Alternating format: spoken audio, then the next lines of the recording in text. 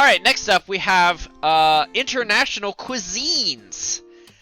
Ooh, this is exciting. Alright. Here we have American, which I'm assuming you mean only American. The very, specifically American. The, 4 things that are specifically American. Well, maybe stereotypically American. Okay. Because we're talking, hamburgers, meatloaf, Jell-O, and... New York-style pizza. New York-style pizza. Hot wings. Spam. See, honestly, I wouldn't say Spam is American cuisine. I would say Spam is Filipino cuisine. Filipino and Korean. It's more of an Asian thing at this point. Sure. Because we brought it over there, but they use it more than we do. I'm gonna duck out of the call and come back in, because what I'm seeing is so pixelated right now, I can't actually read the tiers. Okay.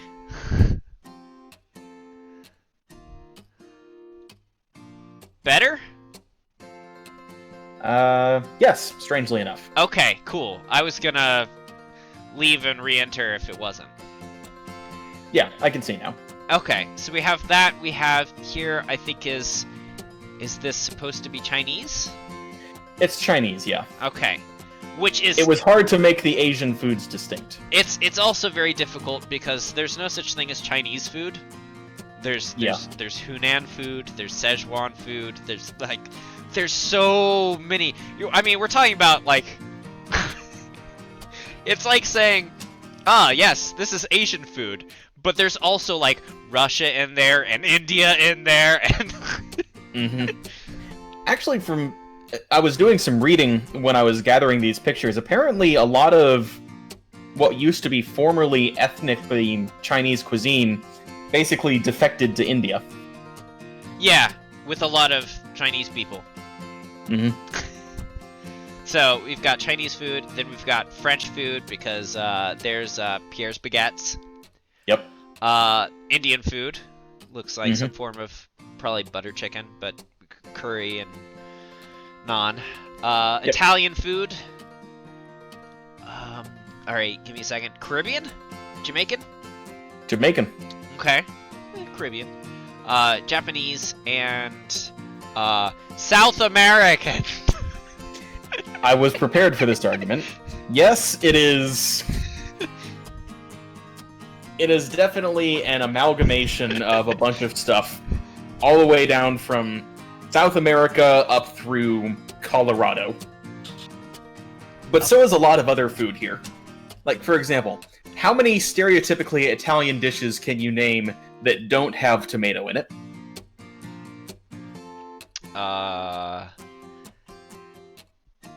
Aglio e olio,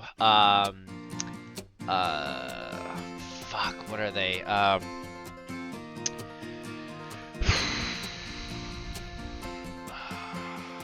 Shit.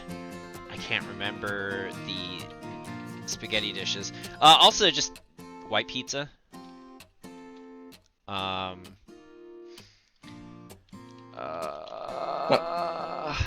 Prior to the 17th century, Italian food was basically Greek food with a little bit of an ethnic twist. Spaghetti carbonara. Cacio e pepe. Have I done more than you expected? Not really, but the point is you're having to think about these. Yeah. Because stereotypically Italian food does have tomatoes in it. But tomatoes are native to South America and didn't come to Italy at all until the mid to late 1700s. Correct. So it's possible for food to not be native, but still be ethnic. Yes. As evidenced by American cuisine. Yes. So anyways, let's start with tacos. American food.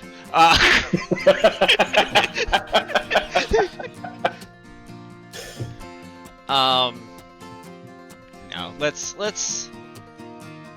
go with Japanese food, because as my parents will tell you, All I know how to cook is Japanese food. It's a running gag that we have, that anytime I cook anything for them, I do Japanese food, because about 3 years ago they told me that all I know how to cook was Japanese food, even though I cook Japanese like maybe once or twice a year. But it's specifically when they are with me now, because they keep propagating this. So every single chance I get, I'm like, yes, because all I know how to do is cook Japanese food. So anyways, Japanese food. Sushi's amazing. Which is ironic, considering the unusually high proportion of Japanese food that isn't cooked. Yeah, you're right. Sushi. We've got sushi. That's Japanese food. Curry. The best form of curry is Japanese curry. I've never had a Japanese curry. Fight me, Indian people. Your curry sucks. Actually, your curry is not as bad. I just wish they would put less milk in all of it.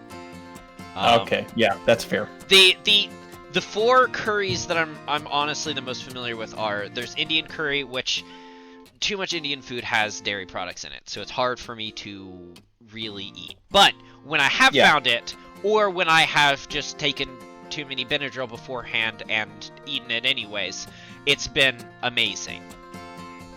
But yeah, I love Indian curries, but it would not be the same without milk. Yeah. And if you can't eat milk, then yeah, I understand where you're coming from. Yeah. Thai curries, and Thai curries are fantastic. Penang curry, green curry, red curry, all of them are good.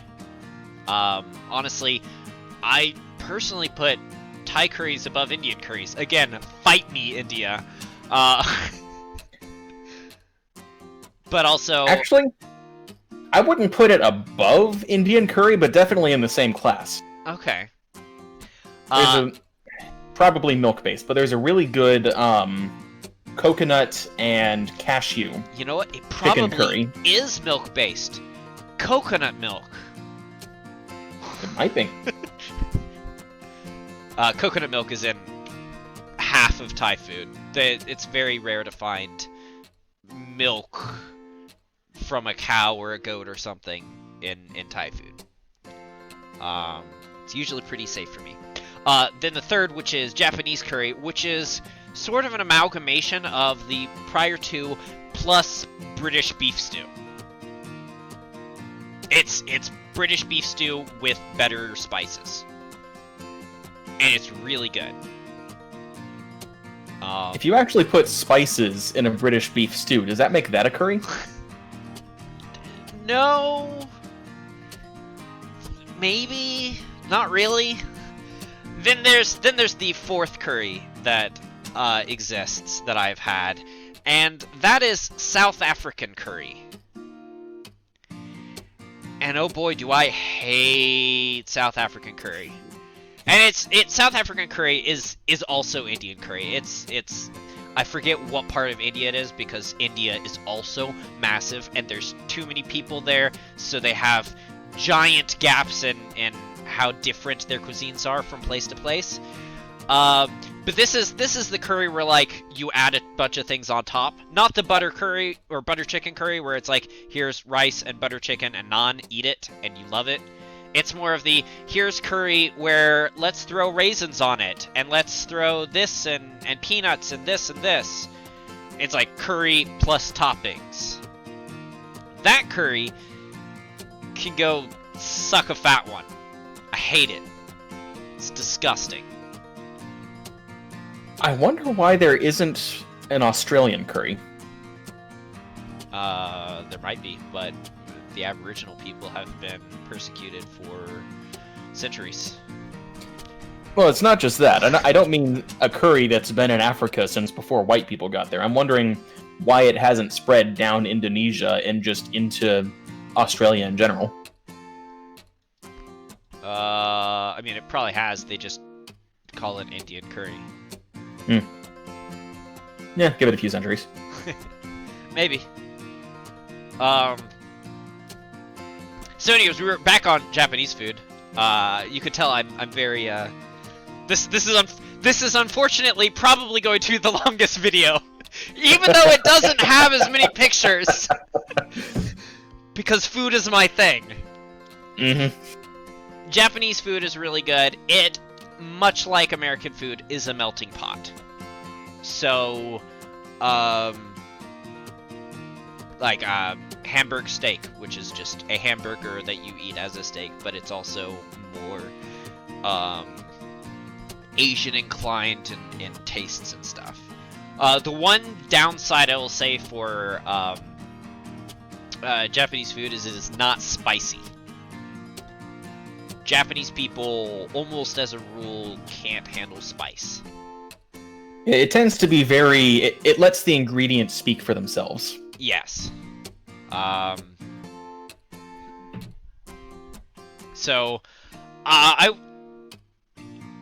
say maybe A tier or high B.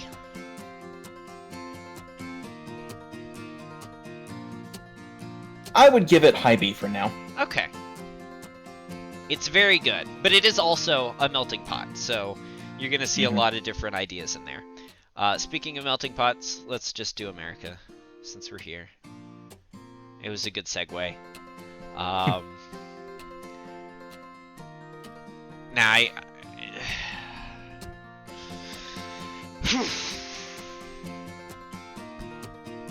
I feel like America should hold down the low B, because American food generally tastes good, but stereotypical American food is not good for you.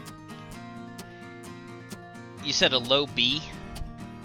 Yeah, I think Americans should hold down the end of B. We have 7 more options, and somehow we have to fill up A, C, and D. Now, A won't be hard to fill. But high C. High C? Okay. I'm gonna ask you now, what's your pick for D? I know. Just... That's where I was gonna put it. If anything here has to get D, me personally, I would give it to Caribbean, just because I've never had... It's entirely possible I've never had good Caribbean food, but it's true. At the same time, I've never had good Caribbean food. Okay, you need to go to some good Caribbean restaurants. Like, there's some... I will grant you that Caribbean food is either difficult to find or difficult to find good. But when it is good, when you do find it good, it's amazing. Like, honestly, I thought I hated black beans. Because black beans are just kind of eh. Caribbean black beans are amazing. Like, there was like meat and good stuff on my plate, and I took one bite of beans, and then I took another bite, and then I ate it all, and then I wanted to have more, but then I had to eat the rest of my food, which was also amazing, but like it changed my worldview. There's a Caribbean restaurant down the road from me, which I had high hopes for when I first moved here. But I gave it a try, and it was a buffet, and I left feeling like I hadn't got my money's worth. Ah. Now, what was the clientele like? Local to North Alabama, so take a guess. Okay, cool. Yeah, you want to find... Well, I guess local to North Alabama, I don't know that there's going to be a whole lot of Caribbean people. That's generally your gold standard for if you're looking for ethnic cuisine, is if you walk into the place and you're the only white person there, or like there's one other, then you've got a good place. But yeah, I'll grant you that. I will grant you a position in D. But yes, American food, C. There's good American food. Like, hot wings are delicious. And honestly, as a melting pot, the Americanized versions of things are usually really good. The big problem with American food is that it tastes good, usually. But as food, which is intended to nourish your body, it's usually not great. I will. Compared to most other ethnic cuisines. I will say on average, yes. I mean, today I made, tonight's dinner was fried chicken sandwiches with French fries and green beans. But it was probably the healthiest you could get with all of that. Because it was all fresh food that was prepared with, like, the buns were handmade, so that means there's no preservatives in there. You know, everything was handmade. So, you know, yeah, I'm not just talking about preservatives and things like that. I'm talking like high fat, high sodium, things like that. Okay. A healthy serving of American food generally won't be filling, like yeah. something of equivalent nutritional content from some other cuisine would be. Yeah. Aside from French. But yeah. Yeah. Speaking of, now that we're there, French. Has the same problems as American, but tastes better. I wouldn't necessarily say it tastes better. It tastes... It's more...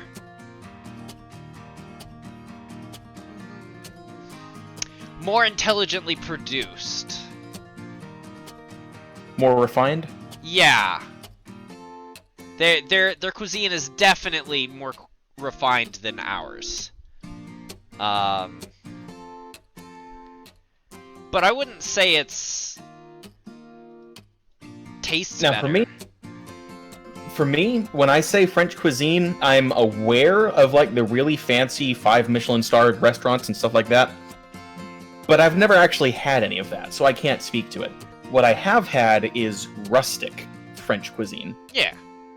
And that is fantastic. Yeah. Like soups and basic bread and sandwiches made from that. Yeah, they all their things taste good because they start with little and then work it to be good, just from a knowledge of the ingredients. Why I don't say they are not better than American in taste-wise is because American food is designed to be tasty.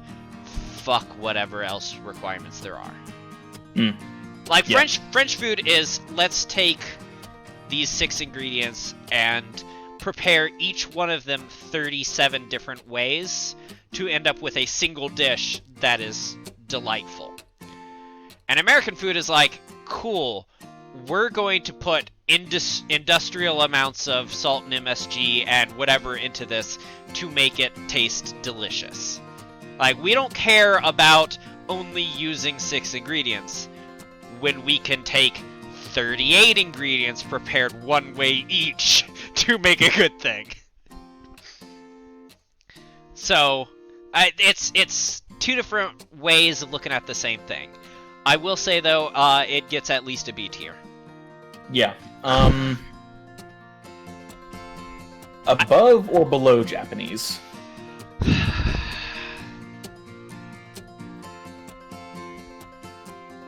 Honestly, at one point, I would say skill-wise, they would be above. Yeah.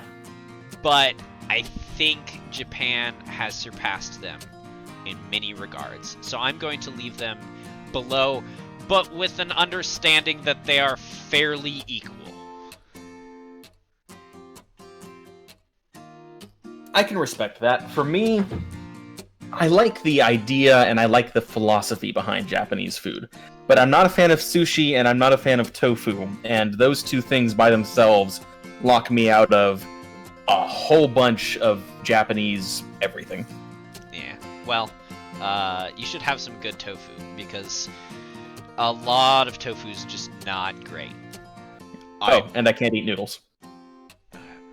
What? You can't have noodles? Something about them, I don't know, it does weird things to my system. Okay. So, that makes... Like spaghetti, ramen... that makes Italian hard for you. Let's go Yes, with that. yes, it does. So that limits Italian basically to things like pizza, real pizza, Yes. and chicken marsala. Okay. Yeah, pizza and other bread food is good though. Flatbreads. Yeah. Well, no, I wasn't saying flatbreads. Like, a lot of Italian food uses like straight up bread. Like French Maybe bread. I should bread with a high aspect ratio.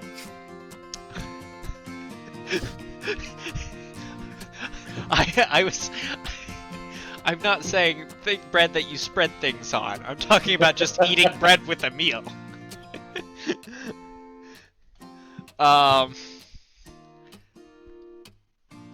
Spaghetti's also delicious. I know you can't have it, but, you know, I can, so I'm not limited by you.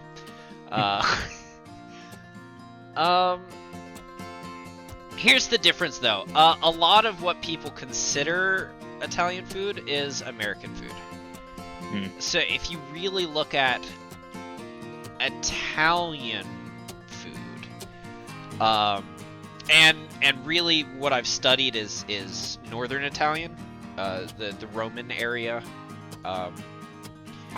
Because again, like every single one of these things, cuisines are regional.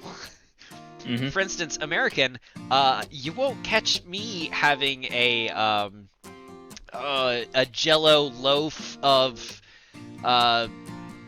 like 30 different things. That's not going in my kitchen. If someone To be breaks fair, that that my is house, definitely an American thing. it is. Oh, it absolutely is. It's a Midwestern American thing, It's a 60s American thing. but you will not have it in my house. I will have cheese in my house before that happens. I have had cheese in my house. But One thing I will challenge you on is my family does a very good fruit cocktail Jello mold every Christmas. Okay, a fruit cocktail that acceptable but borderline. But at least it's not like a ham Jello loaf with like deviled eggs and olives in it. That shit can fuck right off. Sorry, Midwestern America, but you've been weird for years. But, you know, every cuisine is regional. And the Italian cuisine that I'm familiar with is the Roman, which is very bare bones. You know, when I spoke about the French taking like 7 ingredients and preparing them 100 different ways, Italian food is like 4. And one of them's water. I mean, like, a good, like, pasta carbonara is fantastic. And yes, I recognize that, you know, a true carbonara has Parmesan in it. I can't have that, so I haven't had a real legit carbonara. But I have had the next best thing. And it was one of the best things. And it only had 4 ingredients. So, I mean, you start with floppy bread and you add bacon, and no matter what else you do, it's not gonna be bad. floppy bread? Is that your way? Is that what you call noodles? Is floppy bread? Ugh. Am I wrong? Yes. Yes, you are. Solely because there is no leavener, thus it is not bread.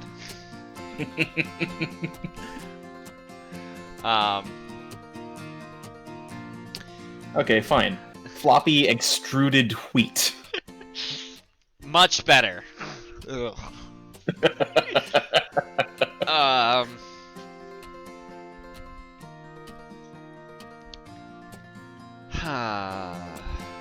I mean, it goes above American food.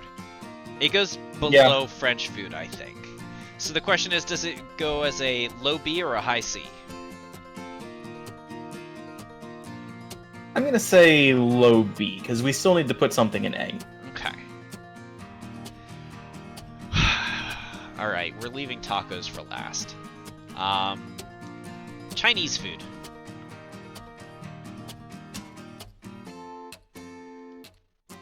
Part of the problem with Chinese food is, like you said earlier, what even is Chinese food? Chinese food is delicious. Well, yes. I've been cooking a lot of Szechuan cuisine recently, because I'm personally a fan of spiciness, and also I got my hand on some Szechuan peppercorns, so Nice. I'ma use them. And mala is great. It's a great sauce for a lot of tasty things, and then there's the Hunan cuisine, which is also very spicy. That's super tasty.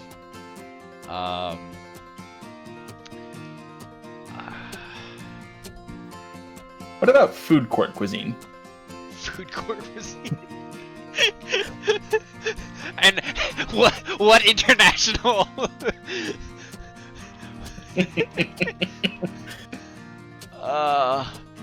Food court Chinese food is not. It's not Chinese food. I mean, It's not, but at the same time, it's about all you can find over here. I hate that. I really hate that for you. To be fair though, none of the Chinese restaurants that I go to are actually Chinese at all. To my knowledge, there's only one real Chinese restaurant in my area, and it's Szechuan Chinese food, and it will screw you up. Like, it does not fuck about. I think I just have really poor taste in Chinese restaurants, because I think if I make a tally of all the ones I've ever been to, more than half of them have given me food poisoning at one point or another. Yeah, that is a problem. Especially, all-you-can-eat buffets. They're notorious for giving food poisoning. Next time you come, if it's, not quarantine time, I'll take you to the Chinese place near me, and you can get fucked up. I'll actually be there within the next month or so. Yeah, well, it'll still be quarantine, so... Yeah. I mean... The year the Earth stood still. I mean, next year sometime, if we're not still in quarantine. Well, given the way the U.S. is going, 4% of the world population and 25% of the COVID cases.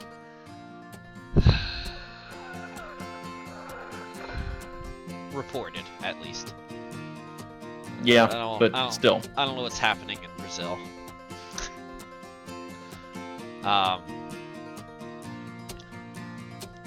I'd rate it... I mean, I feel like it goes in the B tier again. We're gonna have to move something from the B tier up. Yeah, I think we might need to move Japanese up. I'd say move Japanese and French food up then. Yeah, fair. And then Chinese food, I'd say put just in front of Italian food. I'll take your word for that, because again, I've only really had the food court stuff. I'm aware the real thing exists, but I've never had it. Okay. Food court doesn't even compare. It's apples and oranges.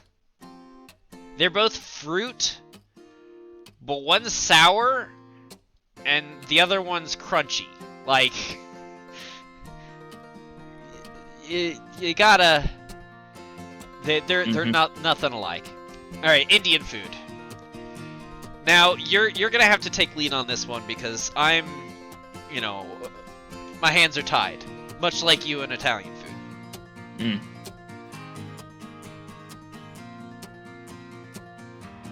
It definitely belongs somewhere in the A tier. Okay, you're right, it does belong somewhere.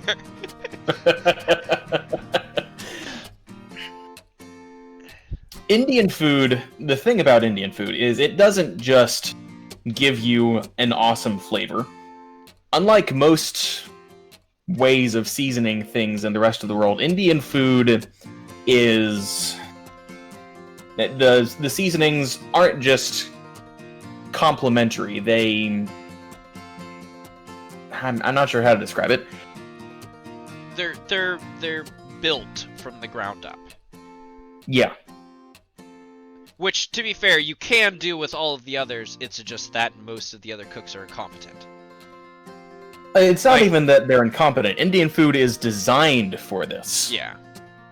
Other foods, you have to go out of your way, and it's much harder to do. Yeah. Now, it is very difficult to make Indian food because of that, because everything needs to be built from the ground up, and I'm sorry, but you can't just go to the store and buy garam masala. That's... throw it away. And you can't just go to the store and buy curry powder, throw it away. That's not curry powder. That's not garam masala. That's 4-month-old curry powder and garam masala, which is also known as worthlessness. If you want Indian food, go buy the whole spices and grind them yourself and use them immediately. Yep. And that's the only way, and that's what they do. Or in India, a lot of them just go to the store, or go to not the store, but the market. The market, and buy them from the guy who's been grinding since 2 in the morning. Yeah. But, still, same premise, it's been done that day. And same thing with wasabi. Nothing that you find in the U.S. Oh, yeah. Or very, very little that you find in the U.S. is actually wasabi. 9 times out of 10, it's horseradish. Horseradish and mustard mixed. Yeah. Yeah. I'm actually, I've ordered a wasabi plant to grow. If you get that to work, let me know, because I understand it's really difficult to get the soil right. As you have to keep it very wet. But you can do it indoors. Like, it doesn't have to be outdoors, which makes it a lot easier. Especially in our climate, because like it grows well in the ground in like Oregon or Washington, but I live in agricultural zone 7, which is not that. Have you considered growing it in a bell jar? Or some other enclosed environment where the water stays with it and can't just evaporate away? You still would need to put more because it's growing. You would, yes, but it would be easier to keep the water there. I don't know. I'm just gonna follow the instructions it sends. But yeah, more than 9 times out of 10, like 10 out of 10 times, functionally, yeah, you're not eating wasabi. If what you have wasn't fresh ground and it tastes spicy at all, it's not wasabi. Yeah, no. If you're getting wasabi, they will bring it to the table and grate it right there for you. Because wasabi loses strength within a half an hour. Yeah. So, I'm gonna say in the middle. Yeah, that's fair. It definitely takes as much skill to get right as French or Japanese. Or, it definitely takes as much skill as French, and it has the same respect for individual ingredients as Japanese. Yeah, I'll agree with that.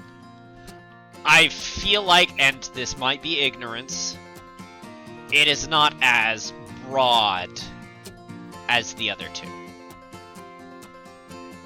Texturally, no.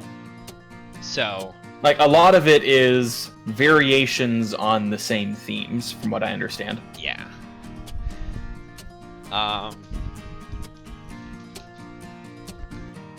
The flavors can be wildly different, but it's usually Yeah. going to be a curry.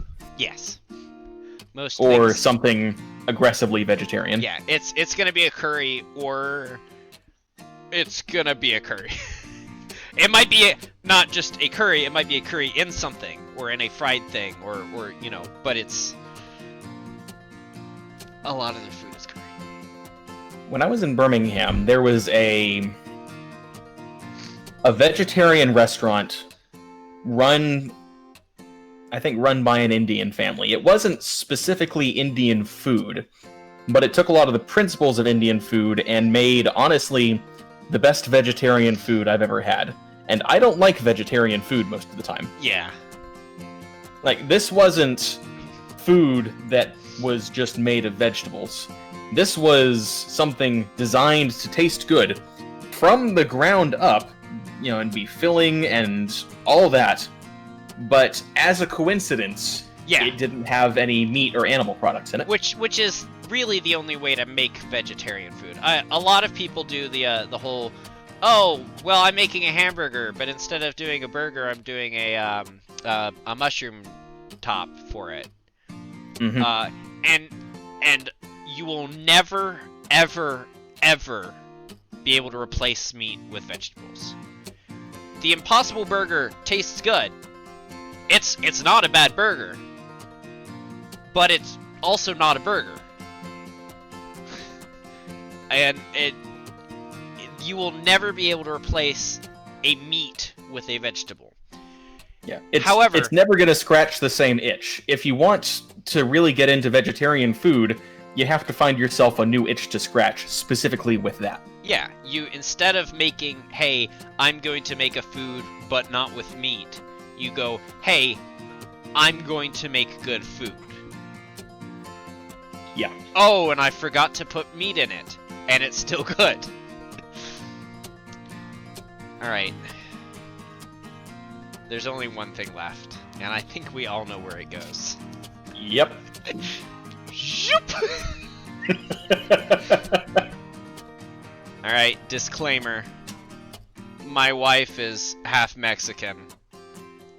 But also, Mine isn't. tacos are fucking amazing. Yeah. I mean, like, sushi's good. I love sushi.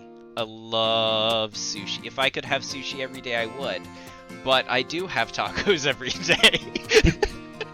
We're close enough. Yeah, basically, just about everything Mexican, from the street food all the way up to the restaurant quality stuff, is just good. Mm-hmm. And similar to what we said with both Japanese food, French food, and Italian food, is that a lot of it is simplicity. Like, a good carne asada taco is a tortilla, onion, cilantro, and steak. And the steak isn't marinated for hours with this complex things. No, the steak they slapped it on some charcoal and put salt and pepper on it. And then after a couple swigs of beer, they remember that they put the steak on there, and they come back and they flip it, and then they drink some more. And then they go, oh shit, there was steak, and they pull it off, and then cut it, and then you have the best fucking tacos ever. Mm-hmm. It's really just, don't touch it much. Just very little, perfect. It's very similar to Japanese cuisine in that it lets the ingredients speak for itself, but you can use much, I don't want to say lower quality, much coarser ingredients and use them very well. Yes. I think coarser is really the best term there, because there's no such thing as a low quality steak. You're just trying to fit the square and the round hole. Mm-hmm. I mean, don't buy a flank steak and go, oh cool, I'm gonna make this medium rare and you know, whatever. No, you're not. You're not going to make that medium rare. You're gonna either overcook it, or it's gonna be raw. I'm gonna take this skirt steak and serve it tartare. Yeah. Now you could do that. They'll be chewing for a while. Yeah. Just, for example, the history of hot wings. Like, hot wings were the throwaway meat. Mm-hmm. And then someone figured out a way to make them bloody delicious, and now they cost way too much. Mm-hmm. I miss the wing. Yeah. I miss the wing as well. I'm right by it, and I could go to it, but I learned years ago that if I go to the wing, I'm going to have, like, acid reflux for hours after. So... I learned the same thing, and yet I still went. Yeah, I just don't go anymore. Instead, I make wings at home. You hear that Arby's bought Buffalo Wild Wings? What? Really? Yeah. Pretty sure. Huh. I wonder how that's gonna go, because, like, Wingstop does better than them. Wingstop is a recent discovery of mine.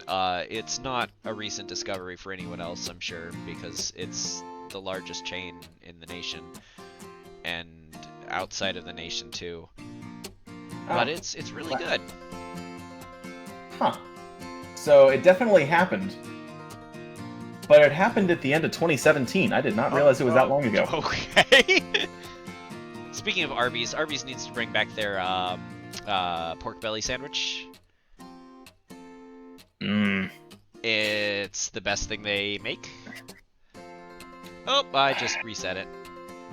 I'll have to take your word for that, because I love pork. Pork does not love me.